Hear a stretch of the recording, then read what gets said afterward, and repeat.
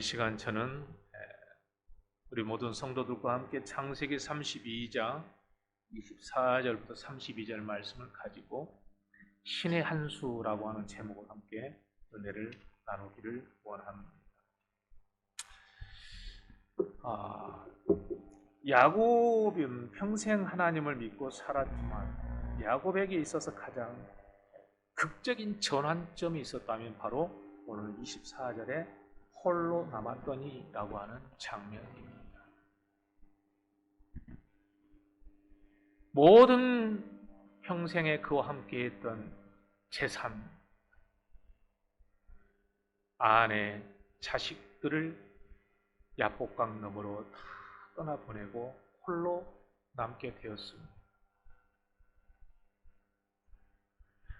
그가 홀로 남았을 때가 밤이었습니다. 그런데 갑자기 하나님이 찾아와 야곱에게 씨름을 걸었습니다. 유명한 로마의 황제였던 아우렐리우스는 인생이란 씨름에 가깝다는 말을 했습니다. 왜 하나님은 씨름을 거셨을까? 오늘 저는 이 말씀을 통해서 두 가지 은혜를 받았는데요. 첫째는 영적 싸움은 해봐야 하나님 나라를 이해할 수 있다라고 하는 것입니다. 야곱은 평생 씨름을 했던 사람이잖아요. 진짜 씨름이 무엇인지 그러나 그 사람은 몰랐습니다. 평생 남을 속여서 인생의 씨름으로 승리했던 사람이지만 하나님과의 씨름을 통해서 이 씨름이 무엇인지를 진짜 씨름이 무엇인지를 몰랐습니다. 그런데 하나님과 씨름을 통해서 비로소 인생이란 무엇인가를 깨달았다라는 사실이에요. 왜 하필 씨름인가? 그렇죠? 왜 하필 씨름인가? 지금 야곱은 자신 앞에 놓여진 가장 큰 문제는 뭐예요? 형 에서와의 문제입니다. 그런데 야곱은 이 문제를 해결하는 방법을 회피로 해결하려고 합니다. 진실이 아니라 회피. 씨름은 진실과의 대면입니다. 우리는 늘 문제가 내 인생을 괴롭힐 때마다 그 문제의 궁극적이고 본질적인 문제를 자꾸 회피하려고 합니다. 그 문제가 다른 데에 있다고 생각하는 것. 그런데 하나님이 오셔서 씨름을 거신 이유는 너는 더 이상 회피해서는 안 된다라는 거예요. 네 인생의 문제는 도망가서는 안 되고 피해서는 안 돼. 이제부터 진실을 대면하는 싸움을 할 줄 알아야 된다. 여러분, 신앙은 회피가 아닙니다. 신앙은 하나님의 진실을 대면하는 것입니다. 하나님이 오셔서 자꾸 도망가려고 하는 야곱. 그래서 물질과 돈으로서 형의 어떻게 하든 분노를 어떻게 누그러뜨려 보려고 하고 이 싸움에서 어떻게 돈의 힘을 빙자하여서 이 진실을 회피해 보려고 했다는 거예요. 그런데 느닷없이 하나님 오셔서 씨름을 거시는 거예요. 평생을 씨름하며 살았잖아요. 재산을 모을 때도 씨름하면서 장인 라반과의 씨름에서 승리했고 장자권의 싸움에서도 씨름해서 그 장자권을 얻었던 사람이지만 갑자기 이제 하나님과 씨름하는 사람입니다.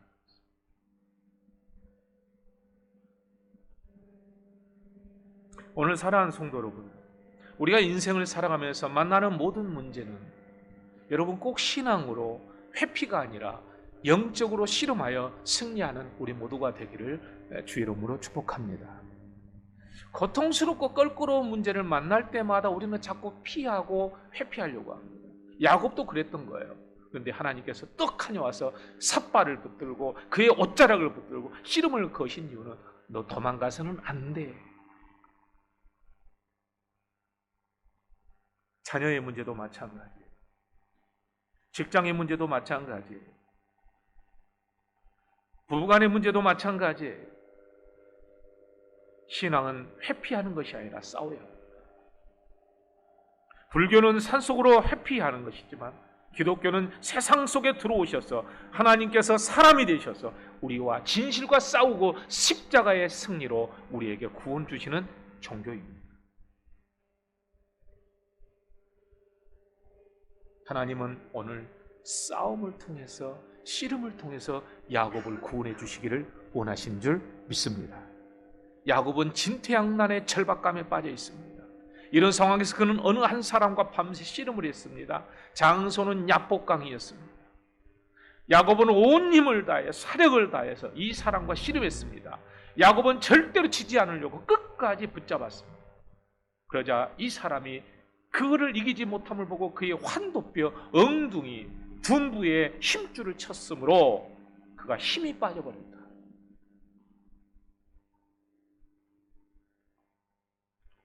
나중에 한 사실이지만 이 사람은 하나님이었습니다. 야곱은 끝까지 붙잡고 있습니다.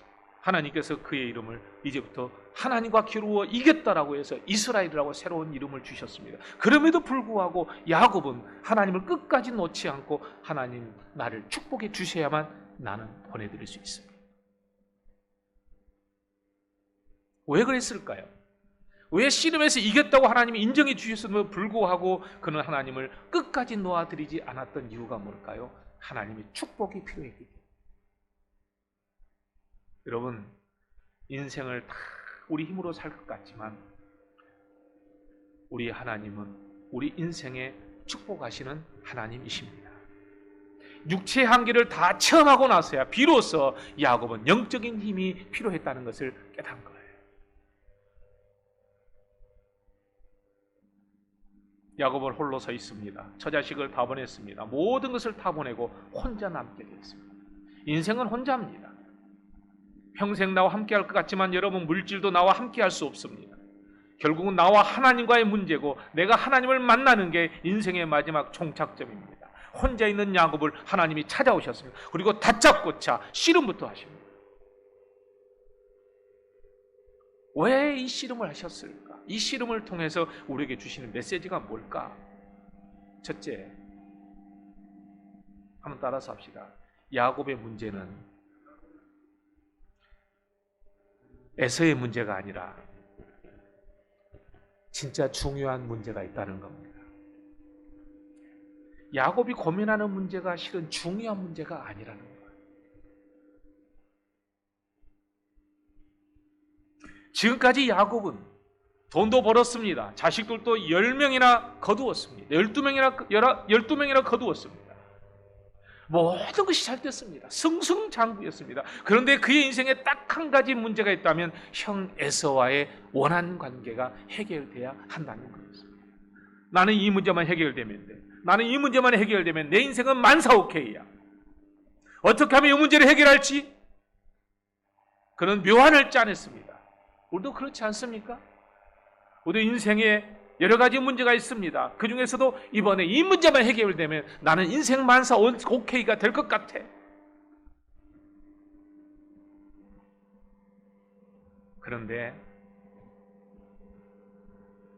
그래서 야곱은 이 문제를 돈으로 해결하려고 했죠. 그것도 두 때로 나누어서 한 때를 먼저 보내서 형이 받지 않으면 또 한 때를 보내주요. 물량 공세를 펴보자는 거였죠. 그런데 야곱의 묘책은 보기 좋게 실패하고 말았습니다.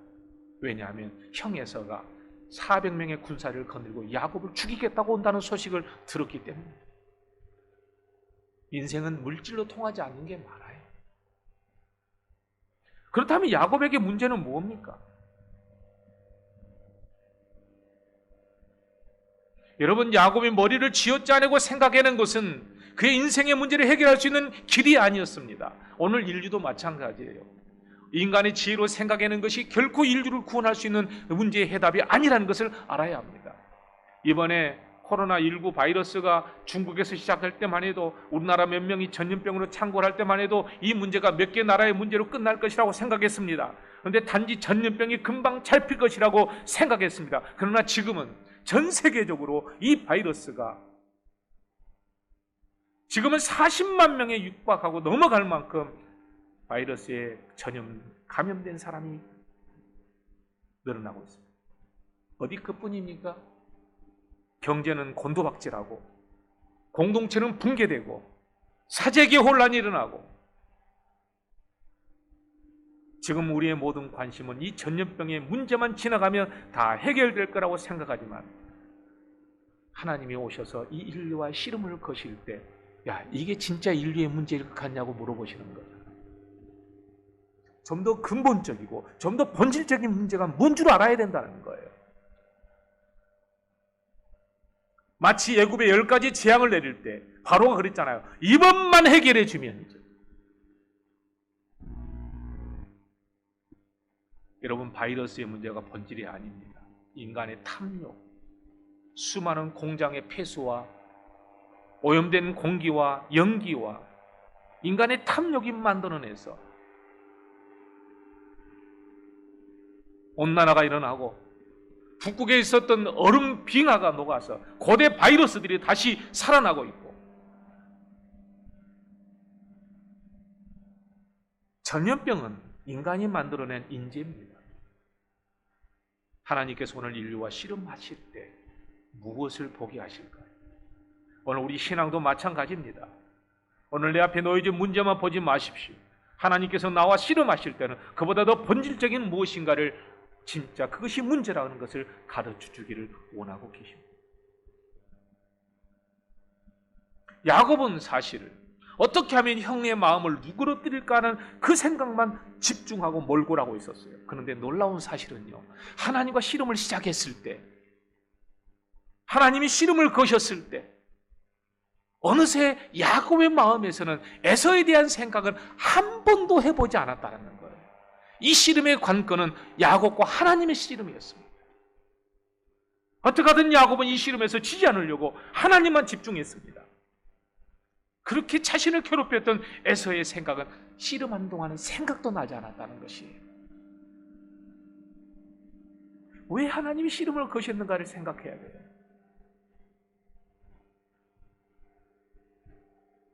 야곱은 이 씨름을 통해서 형 에서의 문제보다 더 큰 문제가 있다는 사실을 하나님은 깨닫게 해주시기를 원했던 겁니다.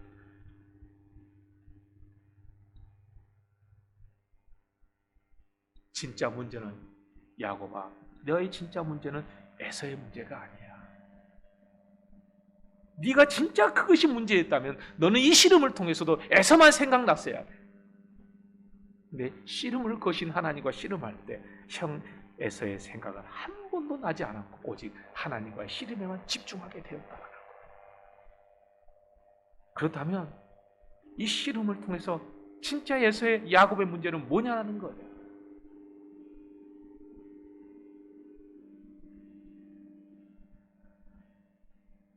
야곱은 하나님과 씨름을 통해 진짜 문제점을 깨닫게 되었던 거죠.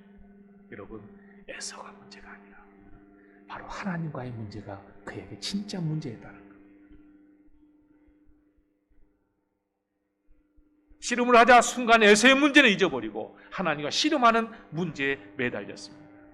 우리 인류의 진짜 문제가 뭔 줄 압니까? 하나님을 경외하는 것을 잊어버렸습니다. 육신의 문제가 아니에요. 좀 더 깊은 영적인 문제입니다. 야곱이 지금까지 살아온 인생은 신앙적인 문제로 꼬인 것입니다. 형 에서를 속여서 장자권을 욕심냈지만 진짜 장자권을 갖는 신앙인의 삶이 무엇인지에 대해서는 무관심했습니다. 하나님의 축복권을 받았지만 하나님께 축복받은 사람의 삶이 무엇인가에 대해서는 야곱은 한 번도 고민해보지 않았다. 사랑하는 성도 여러분, 저는 우리 참 좋은 교회 성도 여러분들이 오늘 바이러스를 통해서 이 바이러스가 문제가 아니라 예배가 얼마나 소중한 것인가를 깨닫는 시간이 되기를 주의 이름으로 축복합니다. 토미 테니 목사가 이런 말을 했어요. 사단이 당신의 예배를 멈추지 못하게 해라. 사단이 당신의 예배를 멈출 수 없다면 당신의 어떤 것도 사단은 훔쳐가지 못할 것이다. 사단은 악착같이 우리의 믿음의 영역을 촌먹어 들어오려고 한다. 그래서 사단이 당신의 예배를 멈출 수만 있다면 그때부터 당신의 모든 것을 마음대로 훔쳐갈 수 있기 때문에 예배부터 멈추게 하려고 한다. 여러분, 사단이 공격하는 첫 번째는 바로 우리의 예배입니다. 여러분이 예배를 멈추게 되고 여러분들이 진정한 신령한 예배를 드리지 못하는 순간 사단은 이 예배가 멈추는 순간부터 여러분의 모든 것을 뺏어갈 수 있는 능력을 갖게 됩니다. 왜요? 예배가 능력이기 때문이죠. 그러니 여러분의 모든 인생의 우선순위를 하나님의 문제로, 가장 중요한 하나님의 문제를 세상적인 문제로 바꾸지 마시기를 바라요. 예배드리러 할 때 자꾸 방해하는 일들이 생깁니다. 아이가 갑자기 울고 배가 아프고, 주일날 와서 예배드리려고 하는데 자꾸 딴 생각이 드는 거예요. 자꾸 급한 일이 생기는 거예요. 그래서 여러분, 다윗은요 시편 121편에 이렇게 고백합니다. 여호와는 너를 지키시는 자라. 한번 다 같이 읽어봅시다. 시작. 여호와는 너를 지키시는 자라. 여호와께서 너를 지켜 모든 환난을 명쾌하시며 또 네 영혼을 지키시리로다. 여호와께서 너의 출입을 지금부터 영혼까지 지키시리로다. 아멘. 여러분들 중에 하나님의 임재 예배에 더 깊이 들어갈 수만 있다면 여러분들은 정말 복된 사람입니다. 하나님께서 여러분들을 예배를 지켜주시기를 주의 이름으로 축복합니다. 여러분들이 하나님의 예배 가운데 깊이 들어올 수 있도록 성령님 인도해 주시기를 축복합니다. 예배란 하나님의 임재에 들어가는 거거든요. 하나님의 임재 안으로 들어가는 것이 믿음입니다. 그러기 위해서는 우리가 그리스도인으로서 내 가정과 내 인생과 내 미래를 예수 그리스도 어린 양의 보혈 아래 두어야 합니다. 저는 이런 생각을 해봐요. 우리가 사람이 몸이 찢어지고 상처가 났을 때 피가 나잖아요. 그런데 하나님이 우리를 창조했을 때는 우리의 건강한 몸은 며칠만 있으면 상처가 아물고 딱지가 지고 그 상처의 구멍이 메꿔지게 돼 있습니다. 그런데 예수 그리스도의 몸뚱이는 2000년이 지난 지금까지도 그 찢어진 상처가 아물지 않고 있습니다. 우리는 여전히 믿음이 부족할 때마다 예수님의 찢어진 상처 사이에 손을 넣어보고 못 박힌 손바닥을 만져보고 우리는 믿음을 회복하곤 합니다. 오늘 우리가 구원받았다는 모든 확신도 예수 그리스도의 그 보혈의 피에 있기 때문이죠. 여러분이 임재 안으로 들어가기를 원한다면 이 시간도 예수 그리스도의 상처 사이에서 흘러내린 보혈 아래 여러분의 믿음을 두시기를 주의 이름으로 축복합니다. 사단이 공격해 왔을 때 가장 두려운 게 뭔 줄 압니까? 예수 그리스도의 보혈입니다. 예수님은 당신의 자녀들을 지켜주기를 원합니다. 그러니까요, 마태복음 8장 29절에 여러분 거러사의 광인이 그랬잖아요. 예수님이 오시자마자 이 군대 귀신에 걸린 이 거러사에 미친 사람에게 마귀가 군대가 들어와 있었어요. 그런데 예수님이 오시자마자 이 속에 있었던 귀신들이 이렇게 말합니다. 하나님의 아들이여, 우리가 당신과 무슨 상관이 있어서 이곳에 오셨나니까. 그들이 소리 지르며 괴로워합니다. 오늘 우리 안에 들어와 우리를 괴롭히는 악한 군대 마귀가 예수 그리스도의 보혈의 능력으로 물러가기를 주의 이름으로 축복합니다. 오늘 우리 안에서 거룩한 성령의 소리가 들기를 원합니다. 어린 양 보혈의 소리가 우리를 지켜주고, 어린 양 보혈이 오늘도 우리의 믿음을 지켜주고, 사단이 절대로 손댈 수가 없어서 거러사의 광인처럼 돼지떼기라도 물려들어가 도망가는 역사가 일어나야 합니다. 그만큼 예배는 중요합니다. 예수님은 그것 때문에 오늘 또 자신의 몸을, 찢어진 몸을, 상처를 꿰매지 않고 계십니다. 난 사람의 믿음의 부족함, 난 사람의 연약한 믿음, 난 사람의 의심, 언제든지 우리의 손을 집어서 당신의 상처 싸우게 먼저 보고 믿으라고 하시기 위해서 예수님 일부러 상처로 꿰매지 않고 오늘도 그 더러운 우리의 손을 하나님의 상처에 손을 대게 하시고 믿게 하시고 계신다는 것을 우리는 알아야 합니다. 한번 따라서 합시다. 예수님의 보혈은 하나님 나라의 출입구입니다. 조금 나태해지고 교만해질 때마다 오늘도 나를 위해 십자가에 매달려 피 흘리고 계시는 예수 그리스도의 보혈을 바라보십시오. 그리고 우리는 그 찢어진 상처 사이로 오늘도 은혜 안으로 들어가기를 주의 이름으로 축복합니다. 야곱은 죽기 살기로 하나님과 씨름했습니다. 왜요? 하나님과 씨름하는 게 중요했기 때문에. 오늘 우리도 죽기 살기로 하나님의 은혜를 사모하기를 주의 이름으로 축복합니다. 성령 충만해야 합니다. 존 웨슬리라고 하는 유명한 감리교 창시자가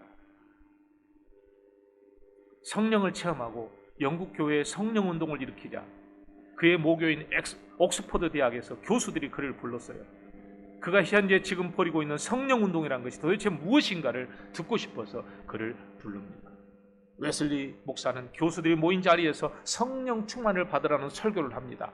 그러자 옥스퍼드 교수들이 우리 같은 지성인 앞에서 감히 성령을 받으라니. 그러자 웨슬리 목사가 이렇게 말합니다. 예수님의 제자들은 예수님을 만났고 예수님의 말씀을 직접 들었고 예수님과 함께 먹었고 자신들의 눈으로 죽은 자가 살아나는 기적도 보았습니다. 그런데도 예수님은 제자들에게 성령 받으라고 하셨습니다. 그들은 예수님의 명령을 따라 예루살렘에 머물며 성령 충만함이 오기를 기다렸다가 그때서야 전도하러 나갔습니다. 그때 3,000명이 예수 믿고 회심하는 역사가 일어나지 않았습니까? 그런데 예수님을 누구보다도 잘한다는 당신들은 예수님과 함께 식사해 봤습니까? 예수님의 손을 만져봤습니까? 여러분들의 발로 지금 성령 충만을 받아야 됩니다 라고 강조하기 시작합니다. 그때서야 웨슬리의 설교를 들은 교수들이 깨졌다고 합니다. 그리고 영국 사회가 변화가 됐고 영국 사회에 영적인 부흥운동이 일어납니다. 오늘 사랑하는 성도 여러분, 우리 참 좋은 교회도 오늘 이런 안타까운 상황 속에서도 우리에게 진짜 필요한 것은 바이러스를 퇴치하는 것보다 더 중요한 것은 우리가 성령 충만함이라는 것을 꼭 기억하시기를 주의 이름으로 축복합니다. 어떤 분은 그런 말을 해요. 목사님, 저는 성령 충만을 받고 싶어요. 그런데 아무리 구해도 하나님이 안 주시는 거예요. 여러분, 하나님이 왜 안 주시겠습니까? 우리 모두가 하나님은 성령 충만하기를 원하시고 우리가 빨리 받기를 원하실 겁니다. 그런데 문제는 뭐예요? 우리가 받을 준비가 되어 있지 않다는 뜻이죠. 저는요, 성령 충만을 우리는 간절히 구해야 될 줄 믿습니다. 누가복음 11장 13절 말씀을 우리 다 같이 한번 읽어봅시다. 누가복음 11장 13절 시작. 너희가 악할지라도 좋은 것을 자식에게 줄 알거든 하물며 너희 천부께서 구하는 자에게 성령을 주시지 않겠느냐. 아멘. 성령 충만을 받지 않는 이유는 우리가 구하지 않았다는 거예요. 어떤 목사님이 그랬대요. 성령 충만 받으십시오. 열심히 구했는데 안 주시는데요. 어느 날 교회에 모여서 함께 철야 기도를 하는데 어떤 분이 간절하게 기도하다가 갑자기 막 소리를 지르더라는 거예요. 남자 집사님. 주여 감사합니다. 성령 받은 줄 알았대요. 근데 막 울면서 소리를 지르고 왜 그러냐고 했더니 이번에 대출 신청했는데 대출이 나왔다라는 거예요. 막 기도를 하는데 이번에 막 사업 자금을 마지막 이제 털어내야 되는데 돈이 부족해서 잔금을 치러야 되는데 대출 받아갖고 잔금을 치르는데 그래 은행마다 다 거절을 했대요. 근데 마지막 한 은행에서 내일 와보라겠대요.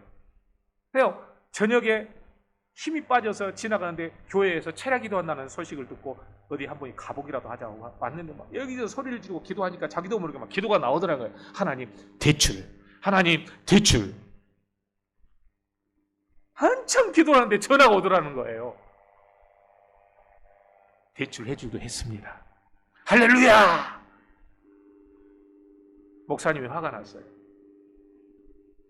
그런데 나중에 깨닫는 것은 진짜 성령 충만을 구하는 게 이런 것이구나. 이 사람이 대출 받고서 얼마나 대출 받고 싶어서 하나님 앞에 구했겠어요. 그러지 않겠어요?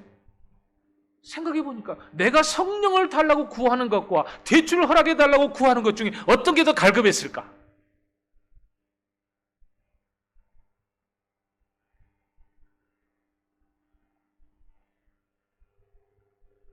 야곱은 죽기 살기로 매달렸습니다. 여러분, 오늘 우리가 신앙의 문제도 마찬가지라고 생각합니다. 하나님의 임재 안으로 들어가기를 사모하고 야곱처럼 씨름하듯이 하나님을 붙들고 간절하게 여러분 그 임재 안으로 들어가기를 사모하기를 주의 이름으로 축복합니다. 이때 여러분 우리에게는 예배의 힘이 생기고, 여러분들이 예배의 힘이 생기면 기도의 권능이 생기고, 여러분이 기도의 권능이 생기면 어떤 문제도 승리하는 역사가 일어날 것입니다. 오늘 세상의 문제는, 고민은 이겁니다. 에서의 문제만 갖고 하지만 하나님이 씨름하신 이유는, 야, 너의 진짜 문제는 에서의 문제가 아니야. 특히 신앙인들 너희들은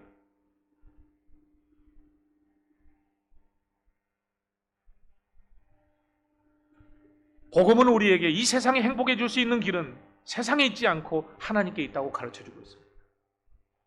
여러분, 하나님께 집중할 수 있기를 주의 이름으로 축복합니다. 만약에 야곱의 진짜 현실적인 문제, 가장 중요한 문제가 에서의 문제였다면 하나님은 싸움을 걸어오지도 않으셨을 거예요.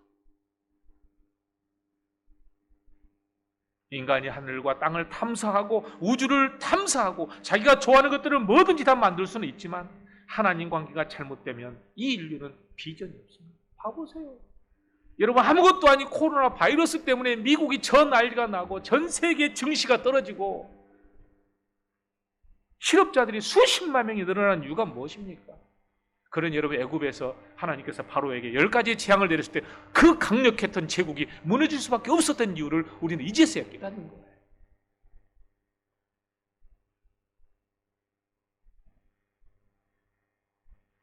세상이 어려울수록 여러분 하나님을 바라볼 수 있기를 주의 이름으로 축복합니다. 누가복음 10장 12절도 보면 10명의 나환자를 예수님께서 고쳐주신 사건이 있습니다. 근데 10명을 다 나환자가 나왔는데 한 명만이 예수님께 감사로 옵니다. 그럼 나머지는 어디 갔느냐라고 물어보시죠.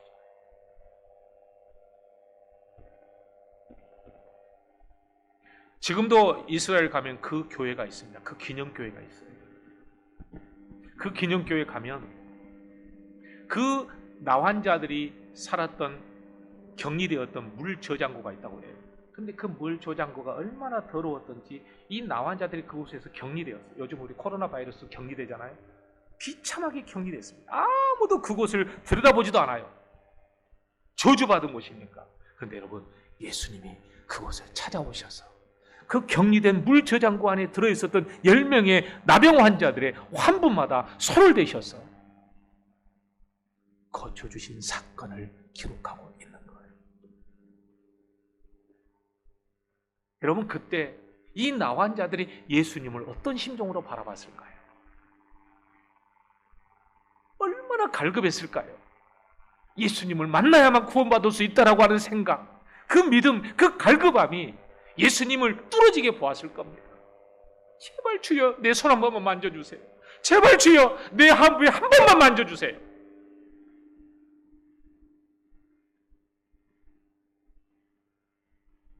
우리는 나환자는 아닙니다. 그러나 우리 속 깊은 곳에는 남들이 알지 못하는 나병 같은 죄가 있습니다. 나만 아는 죄, 남들에게 나누고 열어보일 수 없는 죄, 다른 것들은 다 얘기할 수 있지만 절대로 얘기할 수 없는 죄들, 차마 말할 수 없는 죄들.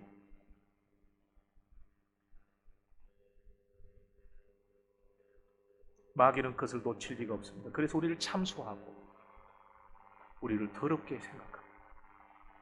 그런데 여러분, 예수님은 아무도 만질 수 없는 그 환부까지도, 우리 속에 있는 그것까지도 만져주시는 주님이신 줄 믿습니다. 손대시며 말합니다. 한번 따라서 합시다. 내가 원하느니 깨끗함을 받으라.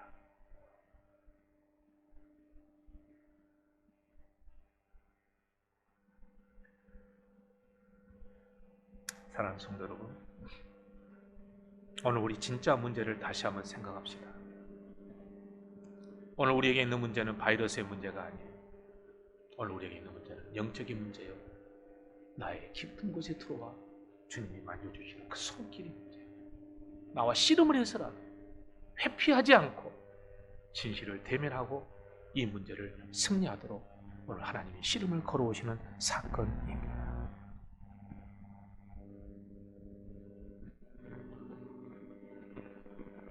그런데 야곱이 지지 않으려고 하는 거예요. 그러니까 하나님께 쳐버리셨어요. 환도뼈, 둔부의 힘줄을 쳐버렸습니다. 그건 굉장히 위험한 거거든요. 남자에게서는 생식의 능력이 있는 것이에요. 왜 하나님은 치셨을까 저는 생각해 봤어요. 고집 부리고 안 지니까 쳐버렸을까? 아니에요. 네가 다쳐서라도 쳐야, 네가 다쳐서라도 무너져야 진짜 위험한 것 때문에 너는 무너지지 않는다라는 거예요. 오늘 하나님께서 나에게 고난을 주시는 이유가 뭔 줄 압니까? 네가 다쳐야 진짜 위험한 것에 너는 죽지 않는다. 너 이거 다쳐서라도, 네 고난 받아서라도 네가 하나님 앞에 무너지지 않으면, 무릎 꿇지 않으면 너는 진짜 위험해지는 거예요.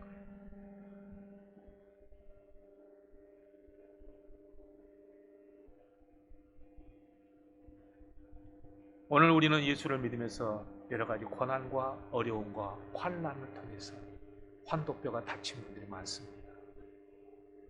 그래서 절뚝거리는 사람들이 많아요. 그러나 여러분, 하나님은 그것이라도 해주셔야 하기 때문에 우리가 죽지 않고 여기에서 예배드리고 하나님의 자녀로서 구원받은 백성으로 살아가는 줄 믿습니다. 여러분, 예수 그리스도 이름으로 승리하기를 주의 이름으로 축복합니다.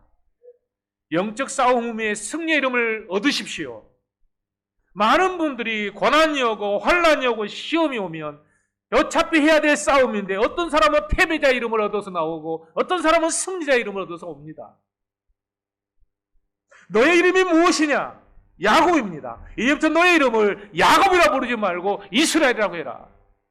네가 하나님과 겨루어 이겼음이니라.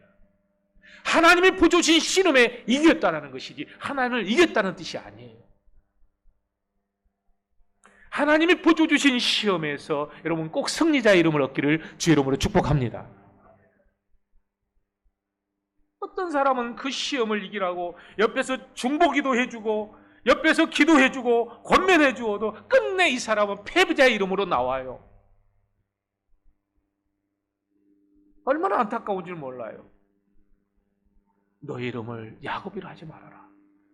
이제부터 이스라엘이라고 해라. 여러분 모두가 이스라엘 되기를 축복합니다. 여러분, 살아있는 새는 벌레를 잡아먹지만 죽은 새는 벌레가 새를 잡아먹는다. 우리는 적어도 살아있는 새는 돼야 되지 않겠어요? 수없이 많은 마귀가 뿌려놓은 것들이 우리를 잡아먹고 우리의 신앙은 부패되어 버리고 분열되어 버리고 해체됩니다. 언제 내 믿음이 그렇게 좋았는지, 그렇게 자랑했던 내 믿음은 다 산산이 흩어져서 벌레들에게 잡혀먹고 있는 안타까운 모습이 어느 우리들의 모습이 될 수도 있습니다. 너의 이름이 무엇이냐? 이제부터 너의 이름을 이스라엘이라고 해라. 하나님이 부어주신 씨름에 너는 승리한 자다. 있습니까? 고린도전서 10장 13절 다 같이 한번 읽어봅시다. 고린도전서 10장 13절 시작. 사람이 감당할 시험 밖에는 너희가 당한 것이 없나니 오직 하나님은 미쁘사 너희가 감당하지 못할 시험 당함을 허락하지 아니하시고 시험 당할 즈음에 또한 피할 길을 내사 너희로 능히 감당하게 하시느니라. 아멘. 야곱이 주여 나를 축복하지 않으면 절대로 가게 하지 않겠나이다. 왜 그렇게 축복해 달라고 하는 야곱에게 하나님은 축복 대신에 이름을 주셨을까요? 에서를 없애버리면 될걸. 그 문제의 진원지는 그대로 남겨놓으시고 야곱만 변화시키신 이유가 뭘까요?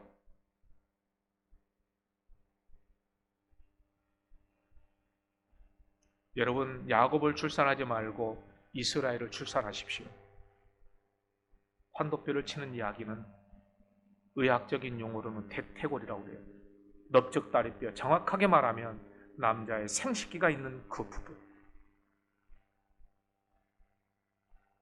그래서 야곱에게서 나온 이스라엘은 야곱의 생식 능력으로 나온 게 아니라 하나님의 능력으로 나온 생명이란 뜻이에요. 하나님께서 예수님을 이 땅에 나오게 하실 때 남자인 요셉의 생식 능력을 빌어서 오게 했다면 예수님 우리의 구원자가 되지 못했겠지만 하나님은 성령의 능력으로 동정녀에게 낳게 하신 줄 믿습니다. 하나님은 야곱의 생식 능력의 골반을 망가뜨려버리고 더 이상 야곱이 낳은 자식이 아니라 하나님께 새롭게 낳으실 이스라엘이라는 새 이름을 주셨습니다.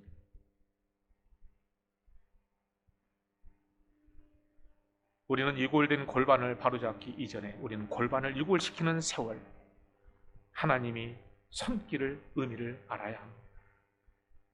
우리 인생도 다 그러잖아요. 나이 먹으면 다 골반이 문제가 생기는 거예요. 왜? 우리는 야곱이기 때문에. 그래서 우리는 제대로 걷지를 못합니다. 문제투성인 우리에게서 하나님, 우리의 생식 능력이 아니라, 우리의 육신적인 능력이 아니라 하나님의 성령의 능력으로 새로운 이스라엘을 태어나게 하셨다는 사실입니다. 여러분, 여자분들은 신비합니다. 위대한 골반을 가지고 있습니다. 그 골반 속에 한 생명을 잉태하여 임신하잖아요. 이 골반의 기능은 최고의 압권이 생명 출산입니다. 임신을 하게 되면 여성은 자궁에서 아기를 보존하잖아요. 골반 안에 있는 자궁 안에서는 양수라고 하는 물이 차오르게 되어서 이 아기를 안전하게 지켜주는 겁니다. 그러면 10달 동안 아기는 물구나무를 서서 10달 동안 그 안에 있는 거예요. 엄마 뱃속에. 신비로운 것은 아기가 여성의 몸에 일종의 이물질이라는 거죠. 그래서 여성의 몸에 이물질이 들어왔을 때, 아기라고 하는 이물질이 들어왔을 때 이를 내쫓으려고 하는 것이 바로 면역 기능인데, 여성은 자신의 몸에 생긴 새로운 생명을 이 면역 기능으로 죽이려 하지 않고 고통스럽지만 이 생명을 지키려고 하는 놀라운 여성의 생리가 있다는 거죠. 이물질이 들어오니까 자꾸 고통스러워서 하는 게 바로 입덧이래요. 여성의 몸은 면역 기능을 초긴장 상태로 만들어갑니다. 고통스럽지만 이 생명을 지키기 위해서 10달 동안, 3달 동안 입덧하고 이 생명을 지켜서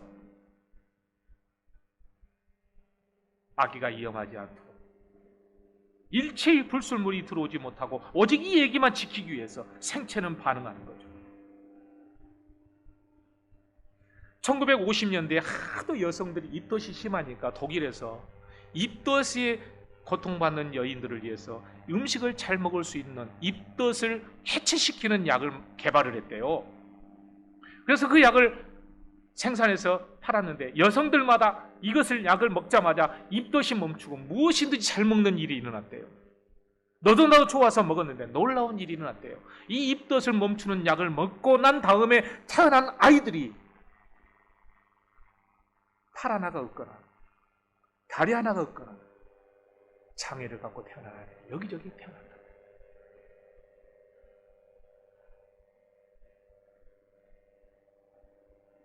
오늘 우리의 믿음은 힘들고 고통스럽지만 그 환난과 그 고난과 그 어려움들도 우리의 신앙 안에 이물질처럼 느껴지지만 하나님께서 내게 주신 이 씨름을 잘 지키기만 한다면 우리는 위대한 승리자로 거듭나게 될 것입니다.